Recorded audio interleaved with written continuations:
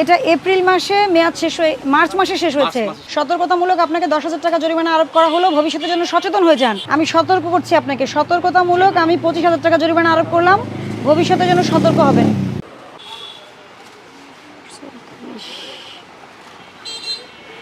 মেয়াদ উত্তীর্ণ ওষুধ কোথায় রাখেন? বাইরে রাখেন। আচ্ছা, ভেরি গুড। চেক করি, ফ্রিজটা দেখবো।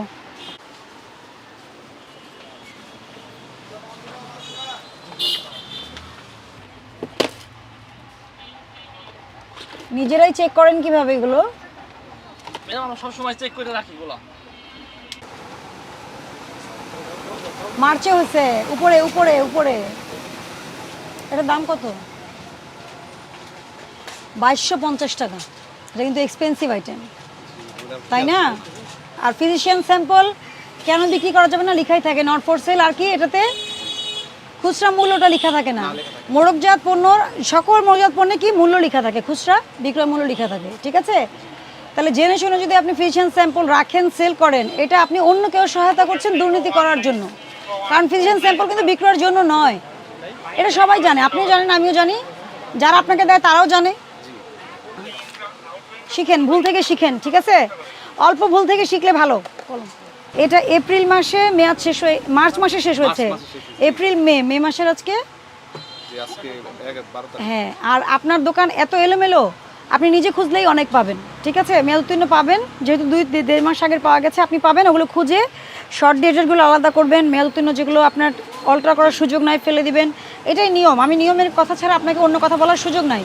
আমি আপনাকে সতর্ক করছি, ঠিক আছে? সতর্কতামূলক আপনাকে 10,000 টাকা জরিমানা আরোপ করা হলো, ভবিষ্যতের জন্য সচেতন হয়ে যান। আমি কিন্তু কোনো ধারারই অর্ধেকও জরিমানা করিনি আপনাকে, ঠিক আছে? এটা আপনাকে আমি যেটা বললাম, আমার কথা এখানে শেষ, দ্বিতীয় কথা বলার সুযোগ নেই। হ্যাঁ, আপনার বিল হয়েছে? আপনার প্রেসক্রিপশন ওটা? ডেট দেখে নেন ওষুধ, দাম দেখতে হয়, এটা জানেন? মূল্য এবং আর বিদেশি ওষুধ হলে ডিএআর নম্বর আছে কিনা এটা দেখে কিনতে হবে। আপনারা সচেতন হলে মানে কি হবে, ভোক্তা অধিকার বেশি সুরক্ষিত হবে, নিজের অধিকারটা নিজে সুরক্ষিত করতে পারবেন। আমি লাইসেন্সটা দেখব, ট্রেড লাইসেন্স আর ড্রাগ লাইসেন্স। আপনার নামে লাইসেন্স, ওনাদের একজন সার্ভিস দিয়ে দেন, আমার সাথে একজন কথা বললেই হবে।